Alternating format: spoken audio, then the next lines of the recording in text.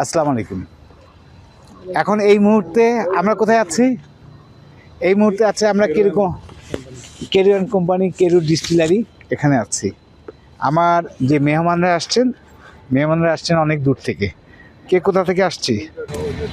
আমার বড় ভাই আসছে, বড় ভাইয়ের সাথেই আগে নেন, এটা ধরে একটু কথা বলেন। বেড়াতে আসছেন? আমি বেড়াতে আসছি দর্শনাতে, এখানে কি বেড়াতে distributor, হ্যাঁ হ্যাঁ, আমরা বেড়াতে আসছি। আমাদের সাথী ভাইয়ের অনেক কাছে। দেখেন, আসসালামু আলাইকুম।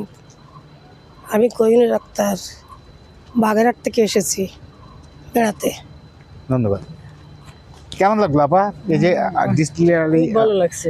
মানে এখানে যে এই প্রোডাকশনগুলো তো সব দেখলাম, ভালোই তো লাগলো, তাই না? হ্যাঁ, অনেক যেহেতু ভালো একটা লাগছে। কোম্পানি, একটা রেস্ট্রিকশন আছে, একটা ব্রিটিশ শিল্প। আমলের একটা স্থাপনা, এটা দেখলাম, এটা অনেক মানে শান্তি লাগছে। ধন্যবাদ। আমরা আসছি ঢাকা মোহাম্মদপুর থেকে। ঢাকা মোহাম্মদপুর থেকে।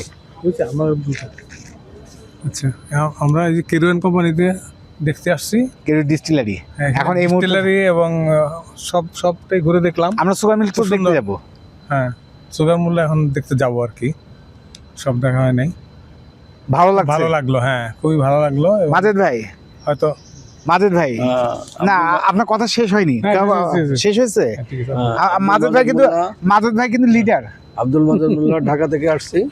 কেরুয়ান কোম্পানিতে প্রথমেই আসলাম।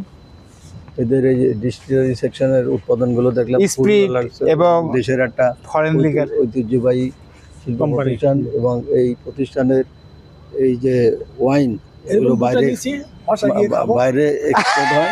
কিন্তু এই কথা কিন্তু জানাইতেছি সবাই জেনে যে দেশীয় প্রোডাক্ট আমাদের দিল না, এটা একটা দুঃখ থেকে গেল। ভবিষ্যতে চেষ্টা করবো।